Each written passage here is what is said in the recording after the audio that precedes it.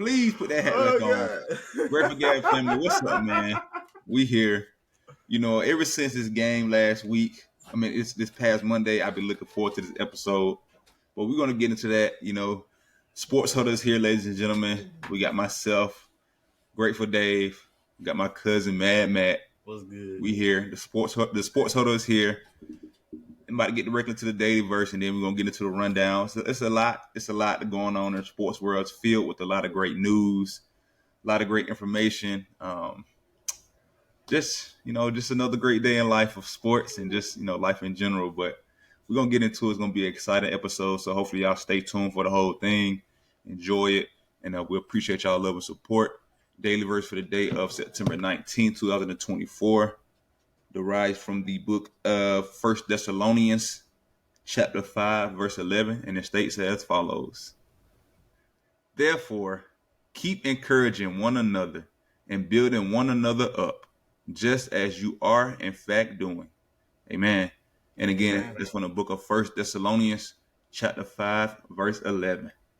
And this morning, ladies and gentlemen, for the Sports Huddle Rundown, we have the close of the WNBA regular season. So today is the last official day of the regular season of the WNBA. We have some major WNBA news. We'll get into NFL Week 2 recap. We got some things about, happening down in Miami. We'll talk about should they do some things. Excuse me. We got Thursday night football preview. We got NCAA football top 25 week 3 recap. We got the NCAA top 25 new AP poll. So we have a new top 25 ranking. And then we have Major League Baseball. And then if Mad Matt has anything going on in the wrestling world, we'll cover that towards the end of the podcast. So getting directly to the WNBA. So again, the WNBA playoff race is really close. The Atlanta Dream actually do have an opportunity to make the playoffs. Again, do I want them to make the playoffs? I don't. You know what I mean? I'm just keeping it real. I'm just keeping it real. Again, just for the fact of Go ahead, man. Just go ahead. Don't get there. Okay, even if they do get there, right? Yeah. Get to the playoffs and play like you want to have an opportunity to win. Don't just get there and play like you shouldn't have been there. Which if y'all do make it, I don't think you should have been there. But if you do make it, go in there with some intensity. It's a new season basically. Take all the things that you learned from the season and throw it out. All right, start all over.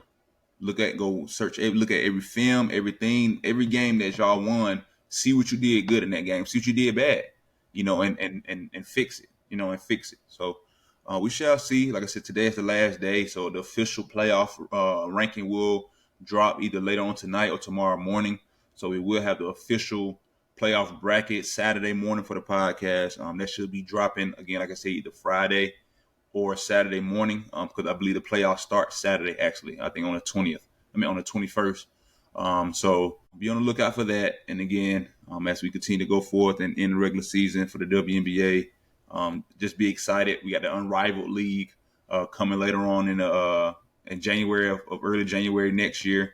So we got the women's 3-on-3 league, Unrivaled League. Hopefully we can do some things with them, get partnered up with them to see, we can get some exclusive content, talking about them, covering them, something of that nature.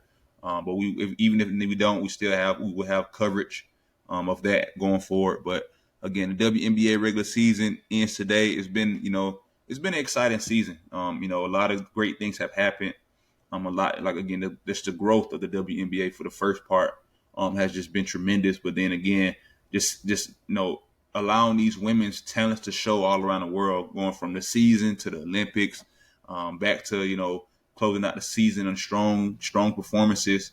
So just, again, the season really has been one memorable. So I'm really excited for the playoffs to see, who's going to be crowned the WNBA champions. I'm really looking at not Minnesota. Who is this team over there? It is Minnesota. Minnesota Lynx, yeah. Tough team. They got a real good team. I think one of those teams that have been overlooked by myself personally all year. But definitely going into the playoffs, I think they have a great opportunity to make it far and make it, potentially to the WNBA championship. Or to the finals, excuse me. But yeah, so it's going to be exciting. But this week, recap from the last week of the WNBA. We had a game Tuesday, September 17th. We had the Atlanta Dream and the Chicago Sky face off. If the Dream would have lost this game, I think their playoff chances would have definitely been out the window. But they end up winning. They end up defeating the Chicago Sky 86-70. We had the Minnesota Lynx defeat the Kinetic Suns 78-76. We had the New York Liberty defeat the DC Mystics 87-71. We had the Las Vegas Aces defeat the Seattle Storm 85-72. And we had the Phoenix Mercury defeat the LA Sparks 85-81. So for today's games kicking off at 7 p.m. on NBA TV, we have the New York Liberty hosting the Atlanta Dream. Again, the Liberty might sit some of their players out, so the Dream might have an opportunity to win. I'm not saying they wouldn't have an opportunity to win if they, kept their starters in for the Liberty, but the Liberties have solidified a playoff spot already, so I don't see their coach playing their starters. Of course, you don't want to get anybody injured, anything like that if you don't need to win, just like how the Atlanta Dream need to win. So have a big opportunity to win. They the New York Liberty are a 1.5 point favorite. So I feel like if the starters was in, they'd probably be like a 13-point favorite. But obviously, you see by the numbers that the starters won't be playing, so the Dream do have an opportunity to win and to make the playoffs. So that's on them. They control. And again, I just think it's horrible for you to have a losing record and make the playoffs. Just my opinion, whatever. Then we have the Chicago Sky going up against the Kinetic Sun. Again, another team that's in position to make the playoffs. Just in case, I don't know how. Like I said, the 9, 10, the 8, 9, and 10 seeds, or it's the 9, 10, 11 seeds. They all basically have the same record almost in a way. They're one game behind not the Kinetic Sun. The Chicago Sky are one game behind the Dream. And again, if the Dream lose and the Sky win, they have a tiebreaker. But I think if the Dream just beat them, I think they have one game over them from the tiebreaker from going head to head matchups. I think that's where the line crosses when you have the tied record for that 8th spot. They look at your head to head matchups against those teams. Then tonight at 7 p.m. on Prime Video, we have the DC Mystic hosting the Indiana Fever. We have the Minnesota Lynx hosting the LA Sparks. We have the Las Vegas Aces hosting the Dallas Wings, and we have the Phoenix Mercury hosting the Seattle Storm. So again, the current standings are as follows for the WNBA. We have the number 1 seed, the New York Liberty. The number 2 seed is the Minnesota Lynx. The number 3 seed is the Kinetic Sun. The number 4 seed is the Las Vegas Aces. The number 5 seed is the Seattle Storm.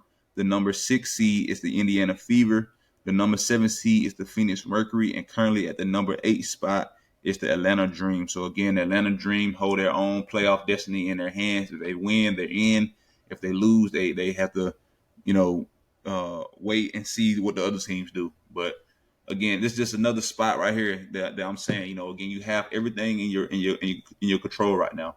You have, all the pieces in front of you. We have talent. We getting our team back healthy at the right moment at the end. They could do something. Again, do I want them to go to the playoffs and lose? I don't. But if they get in the playoffs and win, I'm gonna be happy for them. You know what I mean? But hey, that's only what they can do. They got to control. They can control on the court, off the court, and be prepared to play tonight's game, and then take that whatever momentum they have. If they win, take it into the playoffs. So that's the really news I have for them. My spiel for the Dream on that side. But you got anything for the regular season before I get into the WNBA news? Oh no, I ain't got anything in for the regular season. I just know that I know how you feel about the Atlanta Dream. I Well, okay. completely agree with you when it comes to like teams with losing records getting into the playoffs. I 1,000% agree with you. I don't feel like if you have a losing record, you should be able to get into the playoffs. But also, I think of it as, like you said, they step in there. They shouldn't step in there like, kind of happy to be here or just like, oh, thank God we made it. Mm-hmm. Nobody's expecting you to do anything. They're looking at your record. They're looking at the up and down play all year long.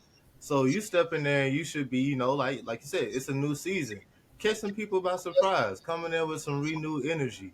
Because nobody's expecting you to do anything anyway. They're just looking at, y'all here. Mm-hmm.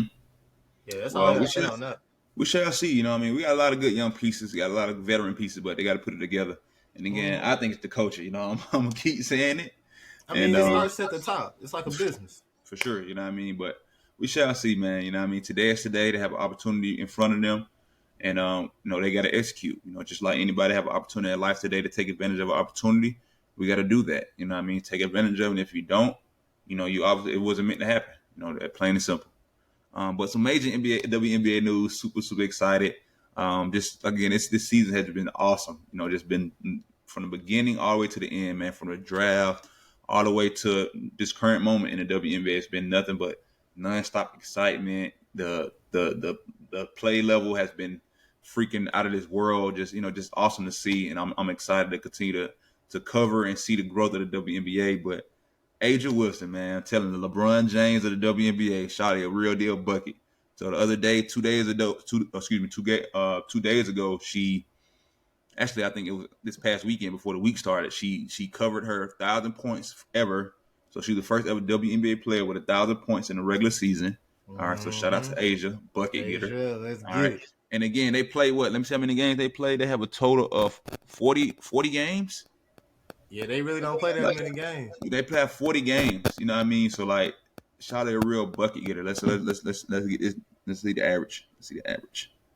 I ain't that good at math, y'all. Regular math, I'm good at it. You know what I mean? So she averaged 25 points per game over 40 games. That's average. So like, some games she probably had 50, 40 balls. You know what I mean? But it's You gotta still remember those streaks that she had when she was averaging like 28, 10, and like, but she was going crazy. off. Just buckets. Yeah, she had that streak of like 20 plus points a game for like, I don't know how many games it was, a long time. Feels like most of the season. Basically, yeah. I mean, obviously the number said right there, 25 points a game. But and then she surpassed Angel Reese's single season rebounding record also this past game. So again, she just really solidifying herself as one MVP conversation. Caitlin, people been saying Caitlin Clark should be a part of the MVP conversation too. I agree, she should have some votes in there, but Aja Wilson is clearly the MVP of this league. Like, just again, the dominant fashion she brings to the game, her IQ, the level of intensity she plays with. You know what I mean? She's just really a pure baller, and I'm just super excited for her and continue to see her growth and to see how many young women she motivate to become great basketball players. You know what I mean? I think a lot of these young ladies who come up in the league who are on the way, those Jujus, these type of build style as the same as Aja Wilson girls are really trying to elevate their game to be multifaceted on the court. You know what I mean? So it's dope to see though. More WNBA news. See, even with the growth of the WNBA, they have expanded a team out in Portland. So in 2026, the WNBA will be having a team in Portland, Oregon. They had a team there in the early 2000s. I believe it was from 2000 to 2002. They had a team there previously. So I know the city of Portland is super excited about that, to be able to have, and I'm excited about it. Just there's just one area, one team. You know what I mean? Just think about how many other cities in around America that have potential market for WNBA franchises. So I'm just super excited to be able to see the growth again, continue to cover the WNBA, continue to see how they're gonna build that franchise, just like how the Aces came up and they came being dominating. You know what I mean? When they was put together, they were dominating and that type of stuff. So I'm excited to see who they're going to draft, who they're going to be. Hopefully, it ain't Juju Watkins. You know what I mean? We looking to get her. I'm just letting y'all know. So, but I'm just excited to see the team, who Portland what their name would be, what their market would be like. Just the whole thing, just of seeing the new WNBA franchise is going to be dope. So. And I don't think it's going to be going away like early in the early 2000s just because of the trajectory that the WNBA is going. So that's pretty cool. And again, good luck to all the teams that are in the playoffs already and that are looking to solidify a spot. The Atlanta Dream, go out there and play hard, give it your best. I don't be trying to dish y'all. I love y'all. I support y'all, but I just want better. I expect much better out of y'all. And if we don't have any expectations from anyone or anything from ourselves, how can we ever get better or even know what good or bad is if we don't expect anything? So, but good luck to everybody, and we'll see y'all. So, moving on to NFL Week 2 recap. So I'm glad we're here, baby. And we're gonna start it off. We going backwards. We're going Monday Night Football, man. We're going Monday Night Football. We in the link. And honestly, man, it was a great game. That's what I asked for. I asked for a good game. Obviously, I wanted to win. We had to win. We had it right there. There's no other way. Oh yeah, we have it. This is my take, and I'm going to leave it at this. And first of all, hats off to the Atlanta Falcons. Y'all guys played great, hats man. on, brother. Great. Hats on for Matt. Okay. But great way to come in Philly to compete from the beginning to the end. Y'all didn't give up. Y'all found ways to get points on the board. Your defense had stops. All those things were good enough to win the game. Because when it came down to it, again, I blame coaching on the Philadelphia Eagles under the 2 minutes. You don't throw the ball when the opposing team has no timeouts. I don't care if you say Saquon Barkley is going to be wide open in the backfield and he has an opportunity to catch the ball. It's still an opportunity for him to drop the ball, which we saw. All right. So one, that's on the coaching. It's not great coaching. Anybody knows football. Anyone knows football. You run the ball. First of all, it's 3rd and 3. It's not like it's 3rd and 8. You know what I mean? It's 3rd and 3. So with the Philadelphia Eagles, that's 2 run plays. And figure Saquon Barkley gonna get 2-3 yards. He probably would have got a touchdown. Obviously, you run the ball, but that's not here or there. We didn't do that. So now all those things trickle down. We turn the ball over, or we didn't turn the ball over. We give them the ball with a minute and 39 seconds left, right? So now, I just knew it. I ain't gonna lie to you. I ain't gonna tell you no falsehood. I knew our defense was about to get freaking exposed. I just felt it. You see what I'm saying? Because they weren't even in the mindset of having to go back on the field because they didn't think they was gonna play out like that. So no one thought the Falcons were gonna get the football no more. I didn't. You know what I'm saying? I don't know if y'all thought y'all did. I never seen chances of 0.7, not 70% chance. I know. You had a 0.7% chance to win the game. Okay? And y'all won the game. Now they didn't make sense now. Y'all had better odds. We had better odds of winning the lottery, probably, than y'all winning the game. You know what I'm saying? But hey, again, coaching, man. Good coaching point. Coaching shows. That's literally what I went to. I didn't blame nobody else. I blamed the coaching. But it needed to happen. It needed to happen because the Eagles, we started off good last year, and we had so many games like that where we won, where we were supposed to lose. Self-inflicted wounds, mistake, and we kept overlooking those things, and it came to bite us in the end during that tail end of the season where we tanked. So it needed to happen. It needed to be shown how coaching style needs to be better.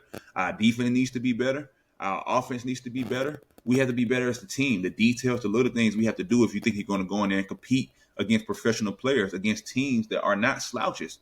Like I said, I've had the Falcons high on my list all year. You know what I mean? And y'all put it on display. You put it together. Y'all defense came and played. Kirk Cousins had a great drive at the end of the game to be able to get those guys open. Great protection up front. We didn't get no sacks from him. I don't think, maybe until we got some sacks, but it was later in the quarter. It was like second half. First half, we got a sack in the game. It was 2 sacks. We got a sack. Y'all got a sack. Really? Yeah, we got a sack. Milton Williams got a sack from our team. That's how I know. Milton Williams got a sack from us. And I think Judon got a sack from y'all. Yeah, you know what I mean? So, but, I mean, it was just – it needed to happen. It needed to happen. So, the Falcons defeated the Hawks. The Falcons defeated the Eagles 22-21 in a great fashion. Again, Monday night prime time was an awesome game. But, again, man, that play call it just really sent me over the top. And, again, I understand. Early in the game, we had that same look, same play call. Saquon caught it. That's cool. But again, just like I teach my players, it's scenario football. It's situational football scenarios. If you are in the 2-minute drill in the red zone and the team has no timeouts, opposing team has no timeouts, it's a no-brainer to run the ball. I don't even care if you get a yard. Run the ball. The time is going. The clock is going. So even if the defense gets back on the field and y'all have to go down the field, I'd rather you go down the field with 32 seconds than a minute and 39 seconds. You see what I'm saying? You can still, with a minute and 39 seconds, you don't even have to play the sideline, even though that's what they did. But you can play the middle of the field, clock the ball, and get to where you need to get to. You see what I'm saying? That's too much time for anybody to be able to have an offensive possession at the end of the game. And once again, defense exposed, got walked back. Jordan Davis, let me tell you something, buddy. I love you, man. I love you. You're a bulldog. You're an eagle. I'm with you for life. I need more out of you.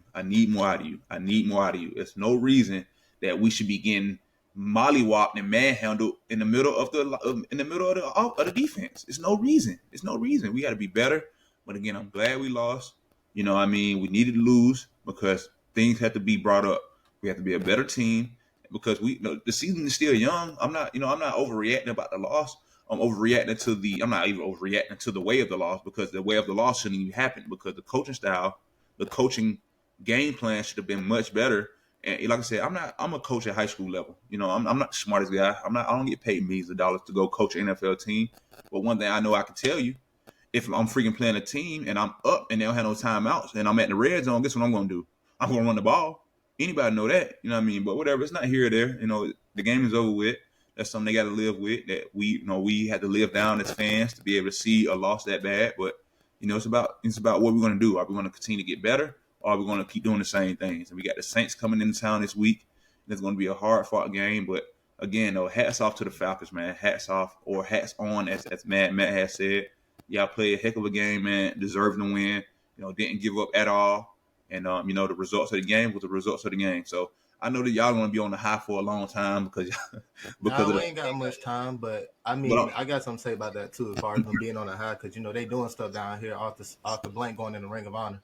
They doing, yeah. No, y'all act like y'all won the Super Bowl, but it's cool though. I am happy for y'all. Like they won the Super Bowl. No, yeah, y'all cutting up all online, man. Y'all know how to hold on. Online, I don't even pay attention to them. You know what I get when I walk out here? Because the only question I've been asking is, do we have your attention yet? Because all I said was everything that I've been saying all summer when I have said anything. Sorry, I watch a lot of The Office.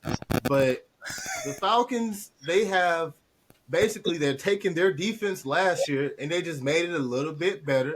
Last year, they had a very good red zone defense. They had a very good third down defense.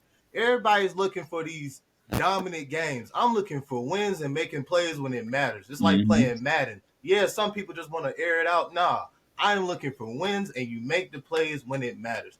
Personally, overall, I enjoyed that game. Me too. Like, through and through. Both teams was making plays when it mattered, but it came down to the end. Like you said, the Eagles, they didn't expect to get back on the field.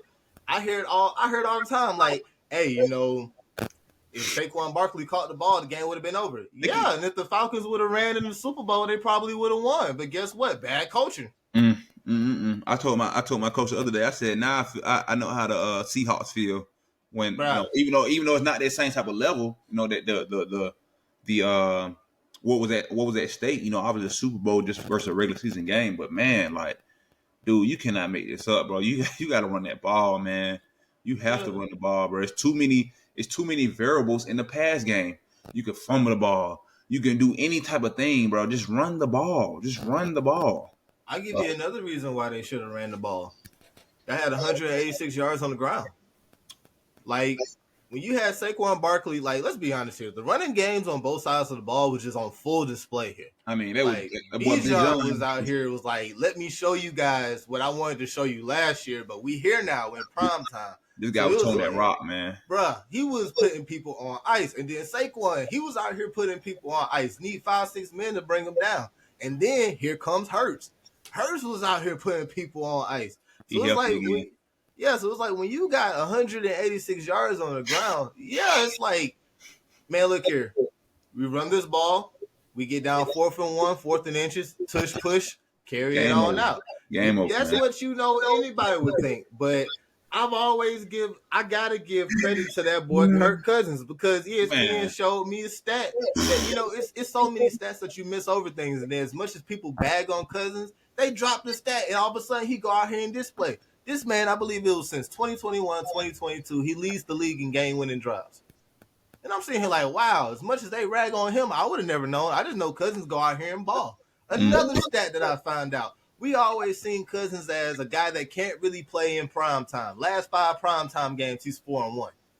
I'm like, dang, what version of Cousins did we think that we was going to get? Or were we just looking at the injury? But I hear what you're saying, like Falcons fans doing like the utmost and stuff. That's why I say, calm down. If anything this week has showed me is that, we're going to have to revisit or just kind of look at this from a different perspective, and the different perspective is going week by week.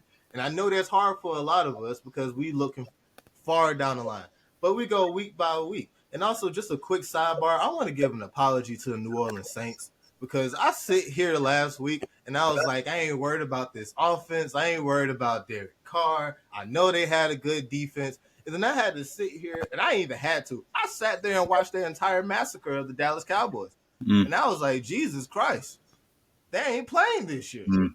So my bad to you guys. I feel like, they should really be watched. Like, yo, like you said, y'all gotta play better this week because I ain't expect New Orleans to do what they do. But They any of come the to New play. Orleans Saints fans, y'all calm down just a little bit too. They're not gonna drop 40 points a game all year long. Like, no, they're not. Well, And shit. also, cousin, I got one question for you. Yes. What happened to the 30 points?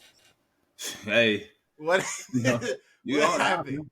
don't ask me. I don't know, man. You gotta ask the guys on the field, man. I don't know. I Hey. gotta ask the coach, dog, because I can't lie. It was some instances of that game where I felt like Nick Sirianni was getting just a little bit too cocky, especially on the multiple fourth and go attempts. I felt like he was getting a little bit too cocky. In the back of my head, I'm sitting here like, dog, what defense y'all think y'all playing? This defense is revamped. They are better. So I'm just here like, what team do they think they playing here? But I told you this last year sometime about Sirianni's seat starting to get a little bit hot. It's getting scorching now, dog. I'm You don't letting gotta you tell know. me. I'm agreeing. Honestly. After You that know, right there, it's you getting a know, little bit it's scorching. okay. It's okay. And I was asking my guys. I'm like, what is Sirianni's role? I know you obviously have to send a go ahead for this play. So like, are you in the huddle and saying, oh yeah, man, pass it, dude. Let me get off of it. We lost. No, We have to be better going forward. We have to be better we going know what forward. his role is. I feel like you probably could do a better job. Hey, well, Mainly because I find out stuff from just listening, but to find out like he's really not the one calling the plays. Like, you got the offensive defensive coordinator. They carrying the workload here. So I'm with you. Like, what is he actually doing? Is he motivating the guys, or is he like giving them a motivational speech at halftime, or like what are we doing here? or are you not taking over when things need to be taken over? Are you not telling your There we OC? go. That's what I'm saying. I'm just saying, are you not telling your OC, hey, run the ball, dude? What are you doing? Hey, you know what? That's Let's not my go, cause we place. gotta talk about the Bulldogs too. It's Cause not my place. I'm hearing a little disrespect out here for them dogs, so we gotta get We're to gonna them get on too. them too. We're gonna get on them for sure. But going for the rest of the recap of NFL Week 2. It was a lot of good games, man. A lot of good games. I enjoyed this Week 2 of the NFL season. Yeah, NFL but season is still early. Like I said, I'm not panicking about the loss, no but need to. the disappointing display. I'm not panicking about that either, but that's what I'm getting at more than anything. Because even like I said, I'm gonna say this piece and I'm gonna be done with it. Even the game we had, the ups and downs, all the bad plays, all the things we didn't do good, we still had an opportunity at the end of the game and won, and we gave the game away. That's all I'm gonna say. But not Hawks, Falcons played well. Proud of y'all. Y'all finally did something good for the city. Hopefully y'all can build off this and have a great season. Again, 1 week at a time, 1 day at a time. But hopefully we can meet up again and we get some rematch. We get some revenge on y'all, and it'll be cool. That's But like a low key rivalry that people don't want to acknowledge. Atlanta and the Eagles, that's a low key rivalry right there. Like, it's been like that in my memory since the Vic days, yeah, because the Eagles always came and kind of ruined the party when the Falcons were doing good. yeah, for sure. So I But always seen them as a rivalry. yeah, I'm from Atlanta, so I always see anytime we play the Falcons, I'm like, yeah, we gotta freaking beat them. If we won't beat them, now everybody in my family, my daddy called me. Everybody calling me.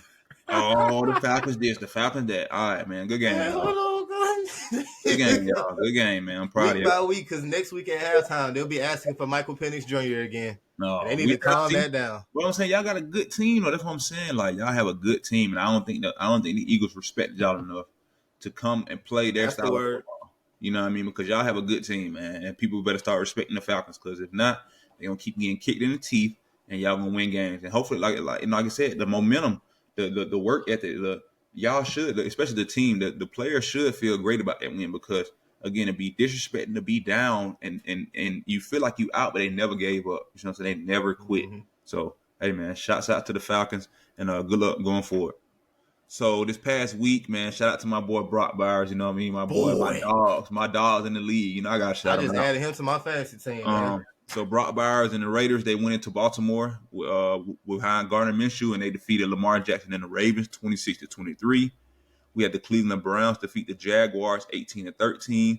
The New York Jets defeated the Titans 24-17. They got their first win of the season. Aaron Rodgers got his first win as a Jet quarterback. Excuse me. We got the Vikings. The Vikings shot the 49ers. Vikings are rolling with Sam Darnold right now. Those guys are playing lights out at the moment, so they defeated the 49ers 23-17. We had the LA Chargers defeat the Carolina Panthers 26-3. Bryce Young got benched for Andy Dalton.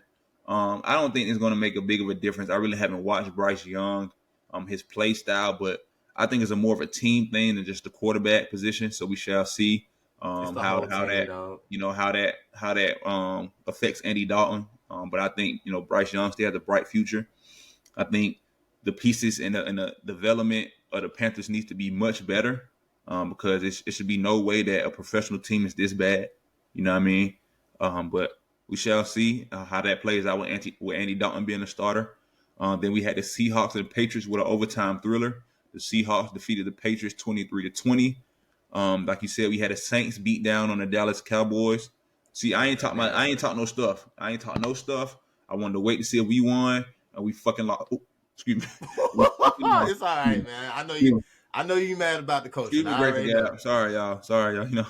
But we lost. You know what I mean. But the Saints dominated the Cowboys 44-19.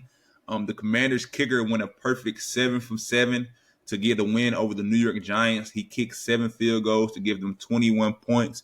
They defeated the Giants 21-18. We had the Buccaneers defeat the Lions 20-16. We had the Packers defeat the Colts 16-10. It's looking like Jordan Love is making a return this week. He was cited in practice this week, so it's looking like he'll be returning. Then we had the Cardinals dominate the Rams 41-10. We had the Steelers defeat the Broncos 13-6. The Steelers Nation and the team is looking to vote Justin Fields as their permanent starter, which I think they should do. Again, the guy is balling. Just a different bright spot for this team. I just feel like the Steelers have had what's the word I'm looking for? They've had a old school style approach for a long time to the game, which is not bad. But I just think the year with Kenny Pickett, that type of time frame, he was still kind of in that shadow of Ben Roethlisberger, that old type of style, football. This the genre of football. It was just old style. But I think even with the Russell Wilson and the Justin Fields play styles, they had to revamp their culture, not their culture, but their attitude, their scheme and their attitude. You know what I mean? Like they have a lot of youth on their team, offense and defense, and I think seeing a younger leader motivates those guys more to be able to see the leader of my team the same age as me or around the same age as me. It gels those guys closer together, and I think Justin Fields has been doing a great job at being a leader, as being a professional on and off the field. Because I feel like either way it goes, if Russell Wilson is a starter, Justin Fields is still going to prepare and be professional enough to approach it like he is a starter. So we shall see. But that's for the Steelers camp to figure out. And as more news come down the line, we will have information on that, and we'll see. So a bit controversial game. It was always a bit controversial between the Chiefs and the Bengals. It was a great game though. Like I said, a lot of these games this weekend were great games. But the Chiefs end up winning 26-25. I ain't gonna take no falsehood, man. I just like seeing the Chiefs kick field goals. I mean, they've won so many games at the end of the game by field goals. And I'm not dissing them. It's a part of the game. But man, field goals have been their key to winning so many games over these last couple of years. Super Bowl games. Just man. But hey, shout out to Andy Reid. Andy Reid always got a special place in my heart. He was the head coach when I was an Eagle fan. In my early days. So I'm happy for the guy, and hopefully he continue to have success over there and be great. Then moving on to the Texans and Bears game on Sunday Night Football, that was a pretty good game. Shout out to my boy Kamari Lassiter. Another Georgia Bulldog product out there flying around, playing great. So the Texans end up defeating the Bears 19-13. And then again, we had the Monday Night Football. Atlanta Falcons defeated the Philadelphia Eagles 22-21. It's gonna be all right, dog. It's good, yeah. This still feel like it's funny to sit here, and I know I've been saying how the regular season, like the first 4 weeks, is kind of like a new preseason because nobody plays in the preseason no more. And then all you hear on TV and stuff is, well, these guys it's kind of like the preseason for them. They're still trying to figure everything out. I was like, well, dang, man, play them a game or 2 in the preseason so we can rock and roll. Do something. But Matt had a take on the Miami Dolphins, and he feel like some things should happen. So please, let's talk to me. Talk to me. Oh man, this is perfect right here. I always hope for the best when it comes to Tua. He wants to play again. I've already heard the buzz. He wants to play. It's still the talks of him retiring. Look here, if we're gonna sit him down for the rest of the year, y'all done put together a Super Bowl caliber team on the offensive side. The defense, they gotta just toughen up because Buffalo gonna punch you in the mouth. You gotta punch him back. But y'all should go ahead and give this man a call. Tom Brady, he already got a house down in Miami. I believe one of his kids go to school in Miami. He set all that up before he retired. And it's like, y'all got weapons. This is perfect for the man. You already got Tyreek Hill, who's already said he wants to play with Tom Brady. He got a reliable possession catcher in Jalen Waddle. He got some running backs, got a good O-line, and you got an offensive guru and a head coach. This just fits everything for Tom Brady here. And they want to win now. I don't know if Ryan Tannehill going to do that for you because he already turned that down. He said, I don't want to be a fill the hole right now, and then Tua come back, and I ain't the starter no more. So he doesn't want that. And I don't know who else is out here that can help them like get into the playoffs, be competitive right now. I don't know much about the guy who's starting. I believe his name is Skylar Thompson. So we'll kind of see a little bit about him this week. But go ahead and give this man a call. I believe that Tom Brady will step out that booth like on the dot if Miami called him while he was calling the game. I believe he'll step out the booth and be like, I'll see y'all at practice. The man already said that he's still preparing like he is going to play again, and he's open to playing again. The only question then after that is how much would you pay Tom Brady to come in here? Because you already know if you bring him in, you're looking at getting at least to the conference championship game, if not the Super Bowl. But that's the fit right there. He knows how to come in and run an NFL offense. No matter what you got going on, he's going to make it work for you. He has speed all over that field. He has a running game that he can rely on, when it's reliable. But it all works out for him. He already got a house down there. Kid go to school. Just pay that man about $15, $20 million to come down there and make y'all competitive. Because we don't know what's going to happen with Tua. Like, for real, we may be looking at the last of Tua. He may take a year off and come back. We don't know. We care more about his health than anything. I'm be honest with you, because seeing how he reacts to those hits is very cringeworthy. It's hard to look at. It's not something that you just look at and you say, yeah, that's football. No, dog. It's not something that you want to see. That's right. So I just feel like give that man a call. I feel like he'll listen. I don't think he'll come. I think, me personally, I respect Tom Brady. I think he's a great, one of the best quarterback ever to play the game. Not one of the best. I think he's the best quarterback to ever play the game. That's my opinion. Take it how you want. But nah, man, leave him in the booth. It's cool actually seeing him up there analyze the game. But it is. I would look around. Jimmy G over in the Rams. He's been solidified to be able to play football at a high level. Me personally, I get Stetson Bennett down there. Get some of that youth down there. My boy. My boy Stetson B over there, you know what I mean? Get my boy over there, man. They had a trade the other day on something about getting Matthew Stafford down there. No, you need to get the youth down there. Get Stetson Bennett down there and let it rock and roll. You know what I mean? But we shall see. The Dolphins, like you said, they got the guy Skyler or whoever he is down there. Yeah, we got to see what he about, but I don't think that. I don't know. It may be one of those things to where McDaniel's coaching. If he just listens to him and he follows the game plan, he'll probably be okay. But this is a team that they have been building for a while to go out and win a Super Bowl. And Tua, when healthy, gives y'all the best chance until they play a team over 500 that can punch you in the mouth. That's just a fact. They can go and pull up the numbers. But they need someone if Tua's not it, because they're trying to win right now. They just restructured all these contracts and everything. So they're going to have to look. But just don't be surprised if you just hear news of it. But I do agree with you, though. I like hearing Tom Brady in the booth. I personally like listening to the quarterbacks in the booth. Like, even when Tony Romo was in the booth calling games. I like listening to their outlook on the game and, like, basically looking at it through their eyes and them laying out what's happening on the field. For sure, man. So that's pretty exciting. I do have some more news that I forgot to bring up. Eli Manning is the front runner on the newest Hall of Fame nominee class, which I think he'll get selected for this next Hall of Fame class. I don't know the full list, but I know Luke Eli Manning Kuechly in that thing. Oh yeah, I love Luke Kuechly, man. Them two guys should definitely be, for sure, Hall of Fame's first time. Luke Kuechly, one of the best ever linebackers to play the game, for sure. Shout out to that boy Luke.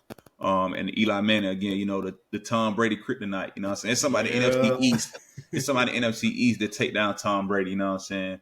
All his Super Bowl losses came to the NFC East. You know what I'm saying? Even though Yeah. he did beat us the first time against the Eagles, but other than that, we got our payback. The Giants got their licks. You know what I'm saying? But so shout out to Eli. I like Eli, man. I always respected his game, even though he was a Giants fan. Thank God he wasn't a Cowboy. Definitely would never liked him. He probably would never won no Super Bowls either. But whatever. That's a fact. Probably that's a fact. Yeah. So No Michael Strahan.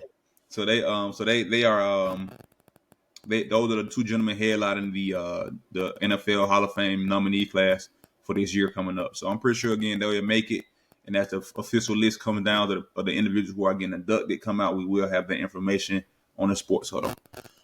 So moving on to Thursday night football tonight. Thursday night football, we have some good games in prime time tonight. Kicking off week 3, we have the New York Jets hosting the New England Patriots.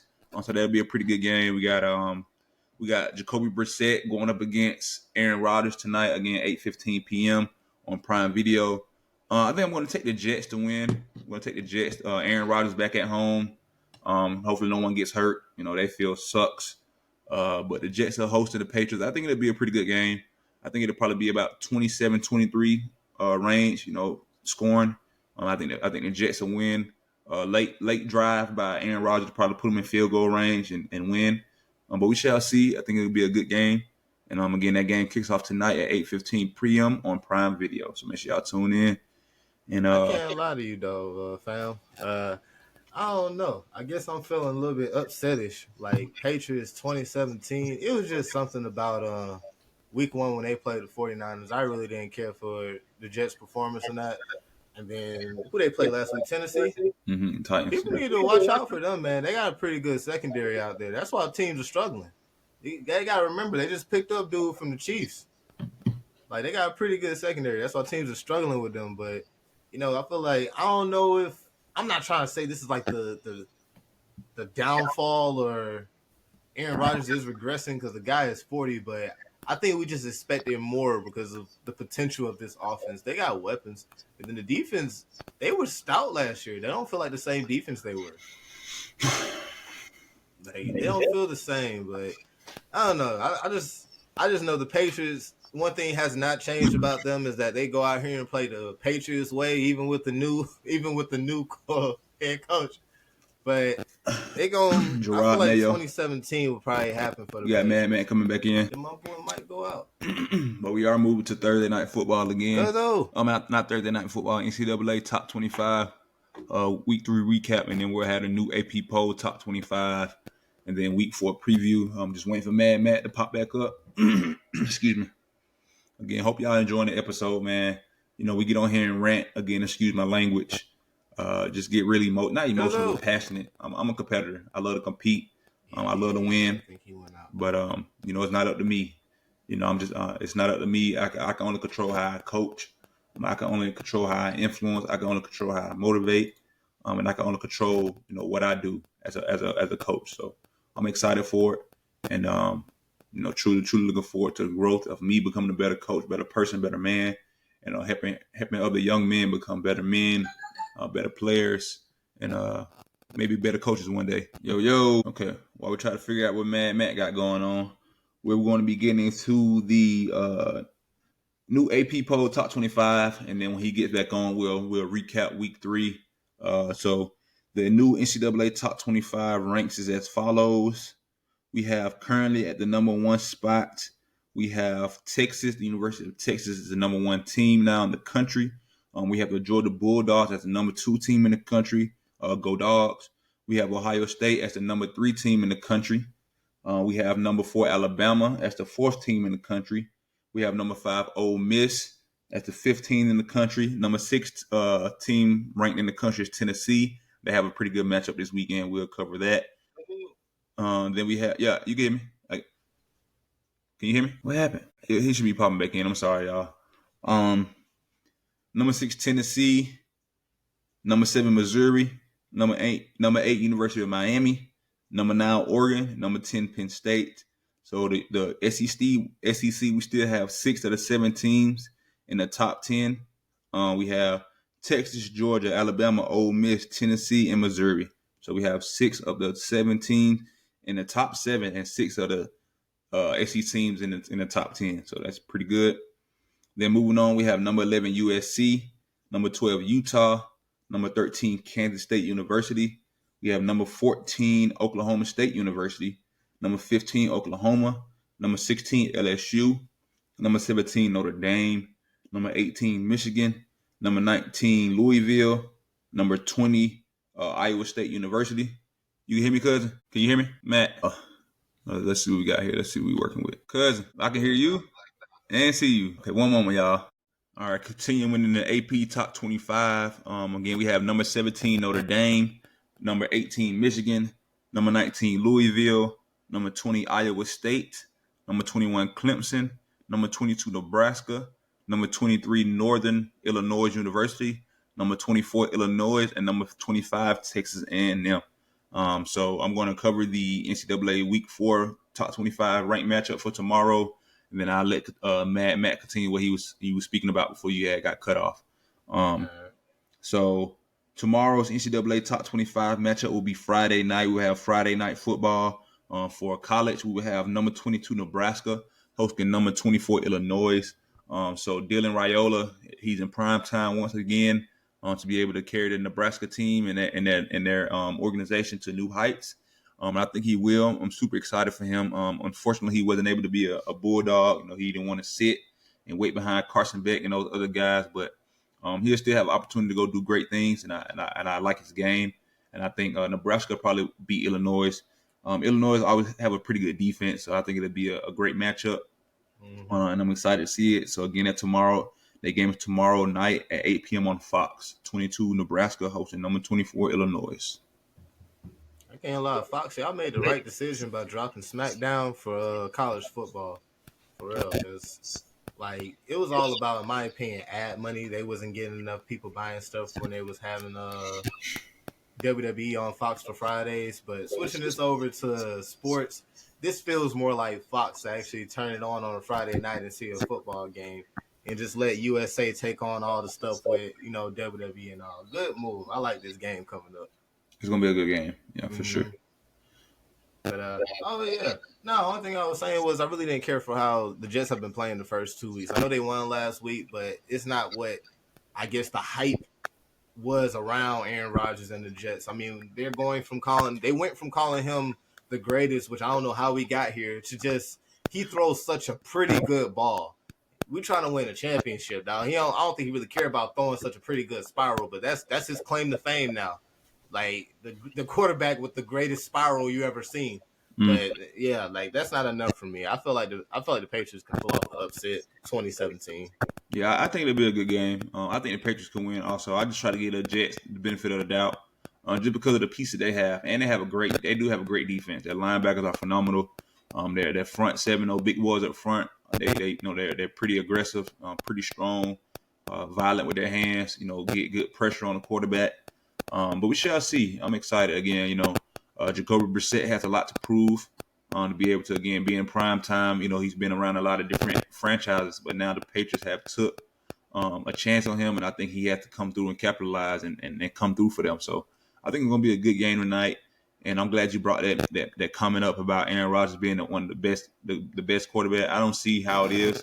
Again, if that I give people this example all the time. If LeBron James ever won one ring, and that's all he did, he just had great seasons after that, nobody would talk about him being the best. No one would even compare him to Michael Jordan or nobody. But that's not the case. LeBron James has multiple championships. He's been to the championship heights multiple times. Aaron Rodgers went to won one Super Bowl 14 years ago at that. Not even recently. It was 2010, buddy. It was 2010. He had the belt celebration. He ain't been the same since. You know what I mean? But ever since then, Aaron Rodgers is one of the best quarterbacks to ever play the game. Where are you looking at, Sway? Where? I just want to sit here and say this. Can anybody name a wide receiver? I mean, he only had Randy Moss for 2 years. But can anybody name a wide receiver that Tom Brady had that's better than Devontae Adams? I'll wait. The man had Devontae Adams all those years, and trust me, I love watching the duo of Aaron Rodgers and Devontae Adams. It was fun. It was fun to watch them. But still, you had Devontae Adams all these years and couldn't get back to the Super Bowl or win another Super Bowl. That's just something I feel like shouldn't be ignored. I don't know half the receivers that Tom Brady had. I'm not gonna know half the receivers that Patrick Mahomes has. Facts. So Well, that's all good though. But moving on. Again, we're week 4 of the NCAA football is here, so make sure y'all check out the game tomorrow night at 8 p.m. on Fox. We have Prime Video NFL game tonight, Jets Patriots. Then we have the Major League Baseball. So Major League Baseball season is coming to an end. Also, we have the Braves hustling for a wild card spot. So hopefully they can, again, we're getting guys back healthy. Hopefully we can get something going here over these next couple of weeks to solidify our spot in a wild card or the playoffs. So this week in the Major League Baseball has been pretty up and down for the Braves, but still trending in the right direction. From Tuesday game September 17th, we had the Braves lose to the Reds 6-5. We had the Giants dominate the Orioles 10-0. We had the Marlins over the Dodgers 11-9. The Twins defeated the Guardians 4-1. The Rays over the Red Sox 8-3. The Mets defeated the Nationals 10-1. The Tigers defeated the Royals 3-1. The Athletics over the Cubs 4-3. The Phillies defeated the Brewers 5-1. The Cardinals defeated the Pirates 3-1. The Rangers over the Blue Jays 13-8. The Rockies defeated the Diamondbacks 8-2. The Angels over the White Sox 5-0. The Astros defeated the Padres 4-3. And the Yankees dominated the Mariners 11-2.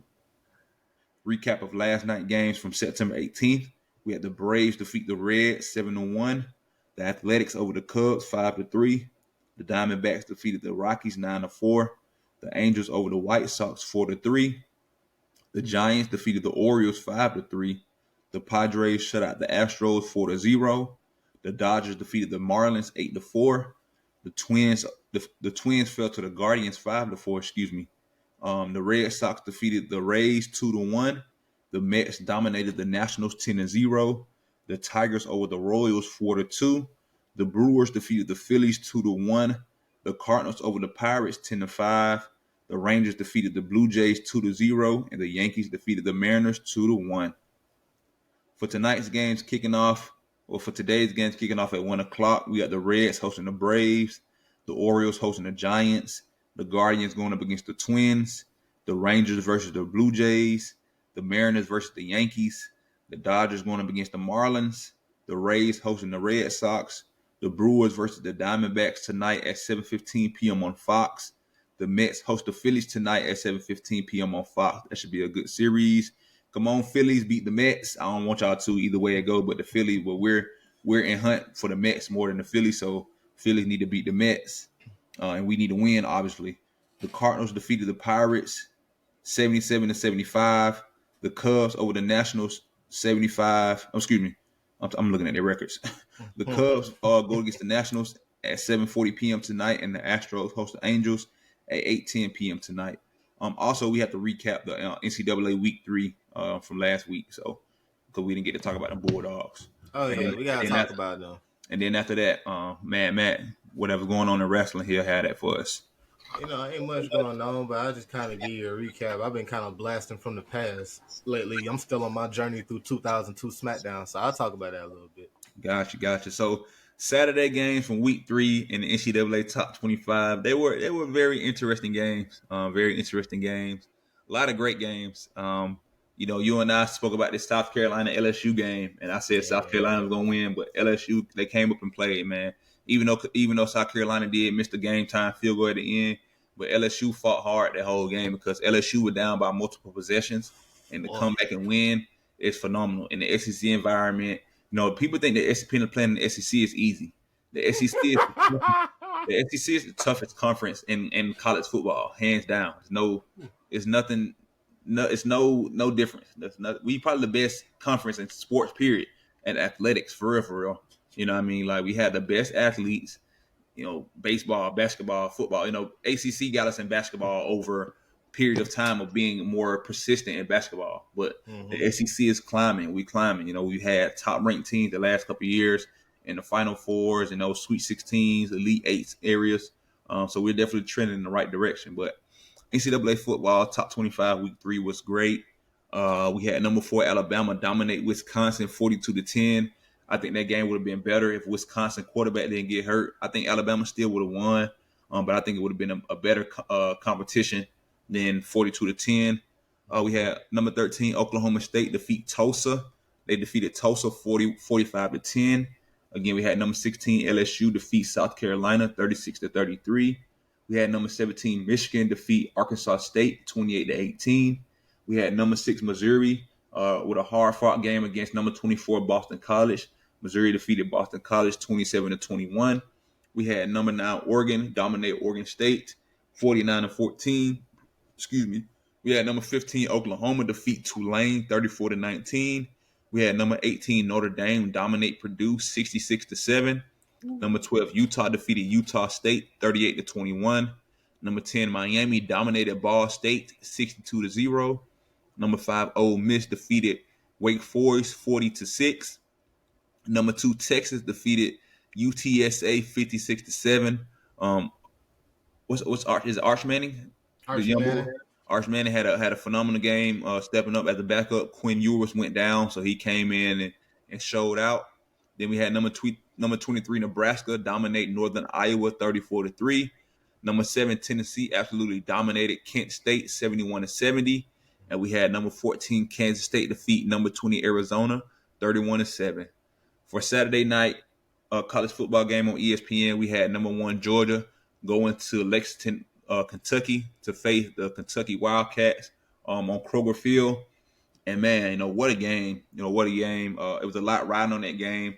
That was Georgia's 42nd straight regular season win in a row, if I'm not mistaken. So that was it might have been the 43rd actually, because I think we had 42. But it was a lot at stake on there. I mean, first of all, losing. That was the biggest thing. I don't care about no records and none of that other stuff, but losing. But again, Kentucky always plays us well. Over the last 3 years that we played Kentucky in Lexington, we've had I think the most we scored was 20 points. You know what I mean? And we've had offenses going there. Brock Bowers and those guys on the team. Stetson Bennett at quarterback. But Kentucky, the SEC is really the toughest place to play football. And Georgia needed that test. The last couple of years we started out on the road in the SEC. Last year we played Auburn. It was a sloppy game. We ended up getting that W. The year before that we went to Missouri. That was a sloppy game. Ended up winning that game. And just the will to keep fighting for the Bulldogs motivates me all the time. Those guys don't give up. They keep chugging away. Our defense is still that's the bright spot for me. Our defense, and we haven't allowed a touchdown since last year. You know what I mean? So they're still helping us out to be able to be competitive and win games. But we have to be better. We have some big road games coming up after this bye week. We travel down to Tuscaloosa, whatever they down there in Alabama. Yeah, whatever them down there in Alabama. We head down there to the Crimson Tide territory, and that's going to be a great test for us.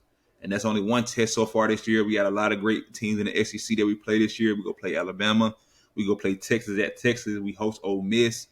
We got a lot of great teams that we have to go play, and we have to be prepared for it. If we want to be where we want to be at, we have to go in there and prepare, compete at the highest level, and limit the mistakes. The mistakes are gonna hurt us, and we have to be better. So we have to be better. Do you think this is an overreaction? I feel like people panicking just a little bit too early because of this. You're talking about what FPI just saying that we could lose 3 games this year, and I'm like, wait a minute. Let's pump the brakes for a second. I'm excited to see Texas versus Georgia too. I'm excited to see that. I'm excited to see that game, but let's pump the brakes for a second. I feel like we're getting a little bit too. How can I put it? Georgia's been on top for a while, and like you said, that regular season record. So people are waiting for us to lose. But to sit here and say we're gonna lose 3 games, they're saying we're gonna lose to Bama, Texas, and Ole Miss just because we had a 1-point win against Kentucky. And then it goes back to what you said. This is the SEC, and it's it's a very, very tough conference. In a minute, the playoffs is basically about to be the SEC playoff. Facts. How many people we got in the top 10 the top 12 right now? I think about 4 or 5. We got Georgia, 6 in the top 7. We got 6 in the top 10 right now. Yeah, so, bro. Then they're going to have to figure out how they're going to regulate that. Because they're going to be it's unfair for everybody else. It's the SEC. But it goes like everything you said. Kentucky always brings it to Georgia. Georgia always they always go down there and they have a hard time scoring. So it is what it is. You know, and then you gotta look at teams like LSU. LSU, they got their people that they always struggle with. Nobody expected them to go in here and basically the first half they was getting routed by South Carolina, and then they had to storm back. But that's kind of like LSU's little thing the past few years. They getting routed by somebody and then we storming back or whatever. I'm calling for the head of Brian Kelly. Like we could put him on a hot seat too, acting like he like crawfish. You ain't never had no crawfish until about 3 years ago, and now you got an accent too. Where'd all this come from? I ain't here for your accent. When they bring you crawfish, tell them to bring you a steak. I want wins, dog. That's what you're here to do. Not right. try to relate. You're here to win for us, not relate to the fan base. All right, that's it. But yeah, back to Georgia though. Do you feel like they panicking a little bit? I feel like they panicking a little bit. The I feel like media, there's nothing to panic about. I think the media is panicking. I think this is just a tool, just like any coach. And I'm speaking from a coach perspective. It's so much better. Either way it goes, even if you win or lose. But when you can get better. That's the biggest thing. That's the biggest thing when you can get better. I can see if they played their best game, they laid it all on the field, and we won by 1 point. No, then I'd be like, all right, we got some stuff to work on. But it wasn't that though. We played sloppy. I feel like we didn't come in and take Kentucky serious enough. I think our defense played pretty well. I think our DBs on the back end have to be better in coverage. But other than that, man, I'm not panicking at all. I trust Kirby Smart. I know he's going to get those guys prepared. They're going to be working their butts off because he knows, just like he was telling those guys on the sideline, you make these little mistakes and you play this way against Alabama, we're going to get stumped on. You play that way and you make these mistakes and you take them for granted, we're going to get stumped on by Texas. Same way for Ole Miss. Like I said, those are potential losses, but they are potential wins also, which we obviously look, we feel like, we're going to win games because of the caliber of talent we have, the preparation they have, all those type of things. But you have to put it together. So I'm not panicking. Even about the Eagles, but we have to be better. We have to be better. I mean, like even with my Spartans, the Spartans. Hold on, give me a second, because the Spartans, we start our conference play this year, and we went 0-3 outside the conference, but now everything is in our control. We go in here, we win week by week. We win one day at a time, one game at a time. We have an opportunity to be great. You know what I mean? So it's the same thing with Georgia, Eagles, any of these teams that have 0-2 starts in the NFL, the Ravens, all these type of teams, man. We got 15 more games left. What y'all gonna do? You know what I mean? What you gonna do? So I'm not panicking though. I'm excited for them. I'm excited for the opportunity and the test. They're gonna be battle tested. These guys get through these games, get these wins, man. We get to this playoff area. We get to this playoff run. It's gonna be nothing that we didn't face this year that we're not gonna see in the playoffs. We're gonna face the best teams all year long. Period. Texas, Alabama, Ole Miss on the road in a hostile environment. They're going to have the best tested team going into the playoffs. So I'm not panicked. I think this is a big step for Carson Beck. He had a bad game last week. This is, if you want to be a Heisman winner, you got to have flawless games from here on out, especially against these Texas, Alabama, Ole Miss teams. You got to go ball out for you to even be considered a Heisman contender, Heisman nominee. You know what I mean? So yeah, those are games they're going to look at. So I'm excited. That's good, but no, you ain't got no. I feel like Georgia or Philadelphia. I feel like nobody has a reason to panic. Honestly, like I'll call it an overreaction is what we're gonna call it, because I've seen what Philly fans been saying about Philly online, and I'm just like, dang, dog, it ain't that deep. Y'all calling Howie stupid and everything. I'm like, y'all calm down. Like it ain't even that deep. Bryce Huff ain't it, man. Bryce Huff ain't it. We should have paid Hassan Reddick, and I stated this before, and I said that. I said my piece. I said I feel like we're not a Super Bowl contender team without a pass rusher. And Hassan Reddick is a solidified pass rusher. Like Bryce Huff, I never seen Hassan Reddick get beat by a tight end in 1-on-1. Never. I never seen it. Him being the Eagle. I'm not saying that ain't happened, but I know when he was an Eagle, I ain't never seen it. You know what I mean? We see what happened when they put a tight end on him. You better ask Brock Purdy. You know what I'm saying? Like, I haven't seen that from Bryce Huff yet, but I need to see that. I need to see more pressure. I need to see sacks from this front four, and we got to fly around the ball. And Devin White need to get on the field. I don't know what's going on, why he was a healthy scratch. I don't know what Vic Fangio got going on, but I need to see Devin White and Nakobe Dean on the field. I need to see them next to one another. I need to see what's going on. I need to see how we're going to be better as linebackers for the Philadelphia Eagles. So that's my little piece. So, yeah. Okay. Shout out to Jalen Walker too, my boy from Georgia, man. My boy, that boy, a dog. Hopefully we can get him to Philly. You know what I'm saying? We do good at drafting them dogs. They see him. He like that. So come on, get him right. But that's all. Yeah, you finished your MLB rundown already? Your baseball rundown? I finished them. Yeah. Oh, geez. I didn't go over the standings. Let me go over the standings real quick so I can see where we at. So the current standings of the Major League Baseball is as follows. So I'm just going to go to the wild card because that's what I'm really on right now. So currently at the moment, the Atlanta Braves are 2 games behind on the wild card. They are 2 games behind the Mets and the Diamondbacks and the San Diego Padres. So we got to win out, man. We got to win out. We still have a chance.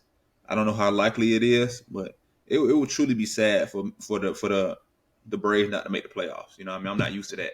But hey, you know, it is what it is. And if they don't, it's an opportunity to be able to get better in this offseason, hopefully get healthier. Like Ronald Acuna Jr., hopefully he can stay healthy. You know, all these little guys that we had, different injuries, the pitchers, and all these type of guys. We lost a lot of weapons this year. So I still think they're in a pretty good position for all the things that we lost. But I feel like we're a healthy, complete team. We're much better than 82 wins. So I'm excited. Okay. Oh, boy. Hey, I can't even lie to you, dog. When it comes to wrestling, ain't really much happening. Like, right now, nothing different from last week that I told you. I've just been more so on this journey, I guess. I wanted to go back to the past and start watching wrestling back when the Ruthless Aggression era started, which is basically my childhood right there. I mean, you had the Attitude Era. The wrestling memory for me started to kick in towards the end of the Attitude Era. Mm-hmm.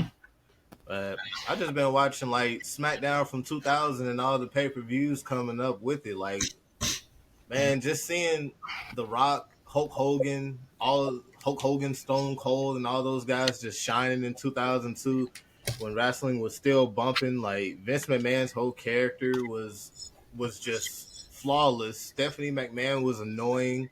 Triple H was just that guy. They had rock music going. The video packages were better. Chris Jericho was out here shining. Rikishi was doing his thing. The tag team division was popping. Did you see Scotty Too Hotty? You know the guy. Boy, Scotty Too Hotty, my guy. Scotty was lit, man. I used to be doing the worm all the time. Bruh, Scotty Too Hotty's my guy, dude. Yeah, everybody doing the worm. I don't care what nobody talking about, man. Bruh, if you was a wrestling fan and you saw Scotty Too Hotty, Grandmaster Flash, and Rikishi, you was doing the electric slide and you was doing the worm, looking up the song You Look Fly Today, and all of that stuff. Like, it was just a great time, dude. That's that era where Triple H had the sledgehammer, right? He would come out with the sledgehammer. Yeah, fire, undefeated. Like, it was just a great time. Like, everything they was doing. I'm sitting here and I look at that stuff and I'm like, yeah, there was some. What's the word I'm looking for? I don't want to say deadly, but there was some traumatic moments from like those early 2000s, man. But those shows, just 2002 alone, those shows have been fire week by week that I have been watching. Like, even The Undertaker, before he went back to being just like the dead man, the god, like the dark mystique Undertaker, when he was the motorcycle, the badass, that was just a hell of a ride right there. Yeah, Rob Van Dam was crazy. Like, I'm just having fun with this.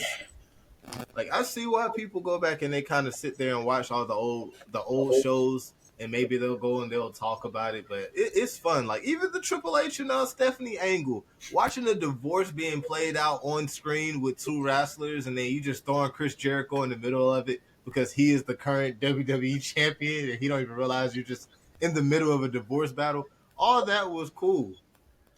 What about the love triangle? Who it was between Kane, the chick, and who was the guy? Was it Edge? Was it Edge? I thought it was Edge. I thought was it Edge or Matt Hardy? It probably was Edge. I think Edge. Matt Hardy was with Matt.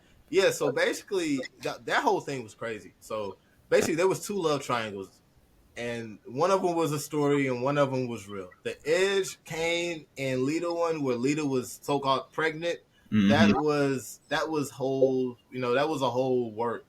But the Edge Matt Hardy and Lita love triangle, that was real. Mm. That was legitimate beef. Like the way they was fighting, the security guard. You realize that wasn't wrestlers that came down there to break them up. That was actual security coming down there to break up Edge and Matt Hardy when Mm. they was fighting over Lita. Because Matt Hardy got a phone. He heard a phone call late at night, basically a voicemail to Lita phone from Edge, and Edge was confessing his love, and that just like, whew, that carried on to on-screen drama, and it worked out well. It led to a very personal rivalry, and the matches were great. But whew, that whole thing was wild right there, cuzzo.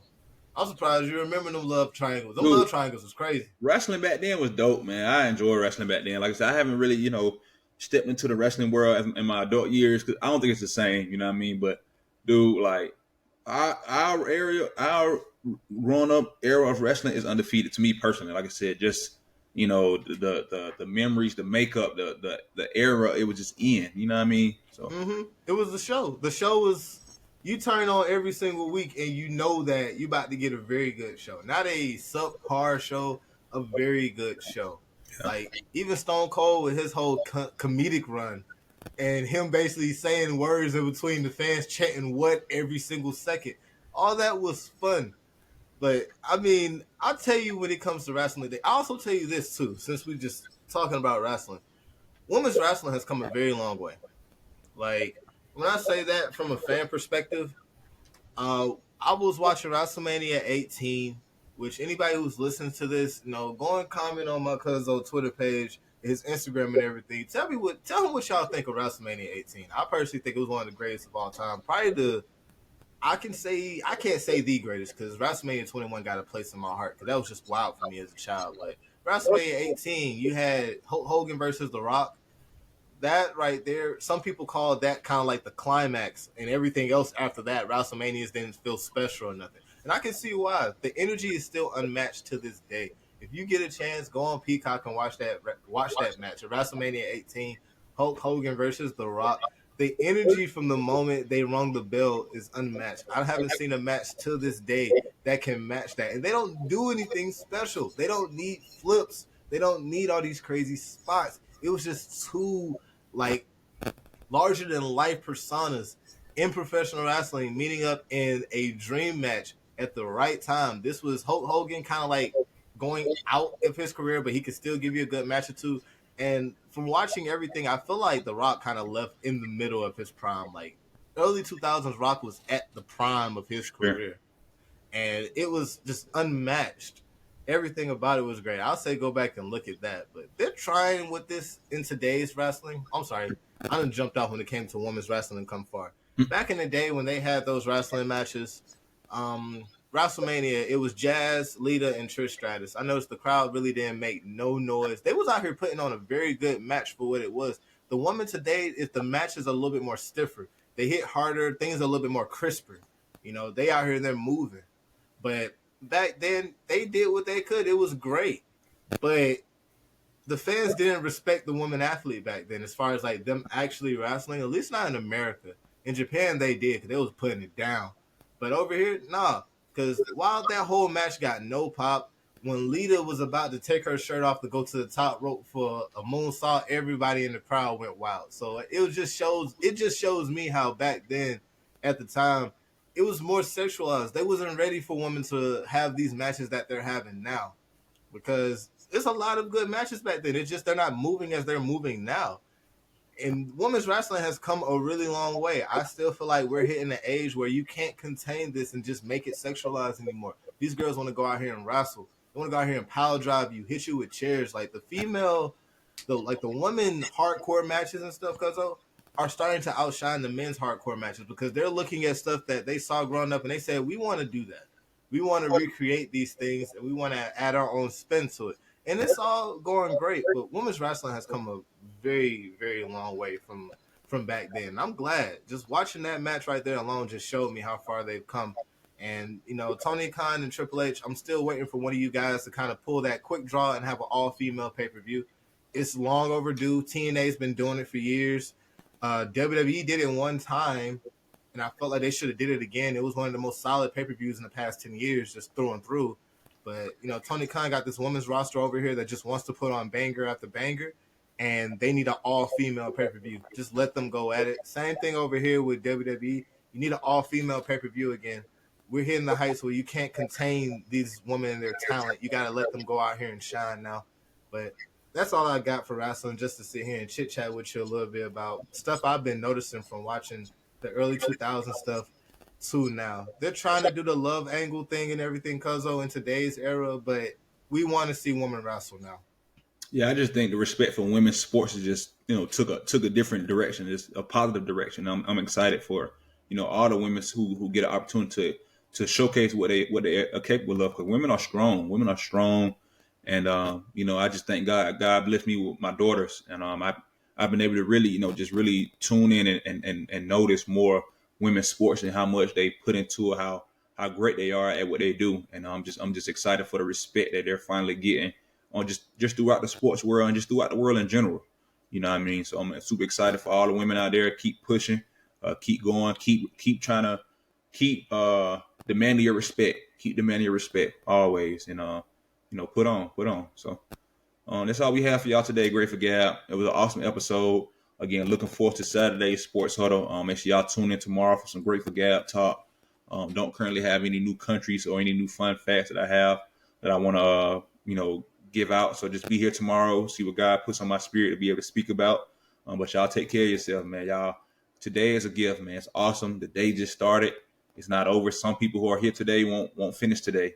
But if you had an opportunity to get back home to your bed tonight, give God praise and make the best for tomorrow. So love y'all, man. Love you, cuz. You stay safe. Too, take care of yourself. Until next time, y'all. Peace.